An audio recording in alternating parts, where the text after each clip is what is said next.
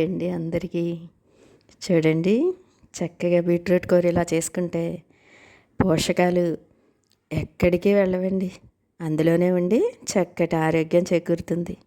అది ఎలాగంటే చక్కగా బీట్రూట్ని అలాగే క్యారెట్ కూడా 2 వేసుకుంటే మనకి బీట్రూట్ క్యారెట్ కూడా 2 కలిపి ఉడకబెట్టడం వలన క్యారెట్ రంగు తెలియట్లేదండి. ఈ విధంగా మనం బీట్రూట్ని అలాగే ఒక క్యారెట్ కూడా కలుపుకుంటే ఎంత టేస్ట్గా ఉంటుందో మీరే చూడండి. చక్కగా ఉడకబెట్టి చేసుకోవడం వలన చెప్తాను కదండి, ఎప్పుడు పోషక విలువలు ఉండాలంటే మనం ఏ కూరగాయ అయినా కూడా ఉడకబెట్టి చేయాలని.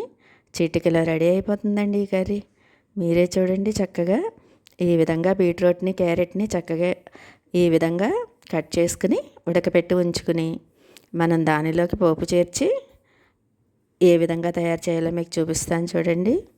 పొయ్యి మీద మూకుడు పెట్టి అది వేడెక్కాక ఒక 2 స్పూన్ల ఆయిల్ వేసి అది బాగా వేడెక్కాక దానిలోకి జీలకర్ర అలాగే ఆవాలు, ఇదిగోండి జీలకర్ర ఆవాలు పచ్చిశనగపప్పు వేసుకుంటే అసలు సూపర్ టేస్ట్గా ఉంటుందండి ఈ కర్రీ.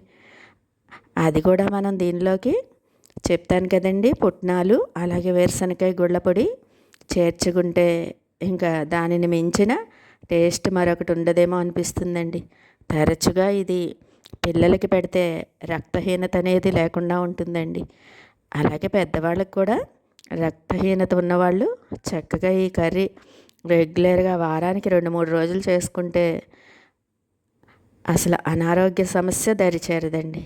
ఇదిగోండి, ఈ విధంగా మనం బీట్రూట్ అంటే పిల్లలు అసలు తిన్నంటారు కదా, అలా కాకుండా ఈ విధంగా మనం పుట్నాలు అలాగే వేరుశనగ గుళ్ళు వేపుకుని పొడి చేసి పెట్టేసుకుంటే ఆ పొడి వేసుకుంటే ఉంటుందండి ఈ కర్రీ.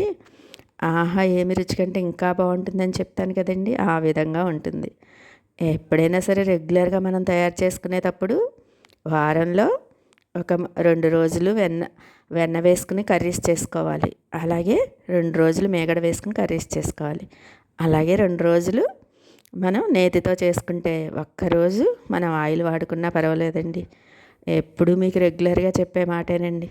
నా వీడియోల్లో కూడా మీకు ఎప్పుడు మేగడతోటి వెన్నతోటి నేతితోటి చేసిన కూరలే ఎక్కువ, కూరలు కానీ స్నాక్స్ కానీ ఏవైనా సరే ఎక్కువగా ఉంటాయండి. ఇదిగోండి, ఈ విధంగా మనం పోపులోకి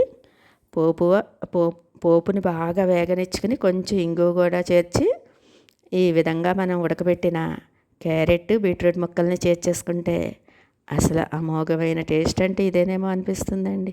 చిటికలు అని ఎందుకు చెప్పానంటే పోపు వేయడం అలాగే ఉడకబెట్టిన బీట్రూట్ క్యారెట్ ముక్కలు వేసేసి ఇదిగోండి పొడిని చెప్పాను కదా మీకు, వేరుశనగకాయ గుళ్ళు వేపేసి అలాగే పుట్నాలు 2 కలిపి పొడి చేసుకుని ఈ విధంగా వేసుకుంటే ఉంటుందండి ఈ కర్రీ.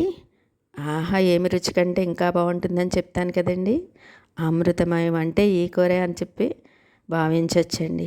చక్కగా పిల్లలకి తరచూ ఈ కర్రీ పెడితే ఎంత మంచిదోనండి. పెద్దలు తిన్నా పిల్లలు తిన్నా ఎవరికైనా సరే ఈ కర్రీ చాలా మంచిది. దీనినే మనం కూరలా కూడా వేసి లాస్ట్ వీడియోలో మీకు చూపించాను. ఇలా కూరలా కాకుండా ఇలా పీసెస్గా కట్ చేసుకుంటే ఇదొక టేస్ట్ వస్తుంది, కూరలా తయారు చేసుకున్నది మరొక టేస్ట్ వస్తుందండి. ఈ విధంగా మనం బీట్రూట్ని తరచుగా మనం వారంలో రెగ్యులర్గా ఒక 4 రోజులు తయారు చేసుకుంటే ఎంత మంచిదోనండి.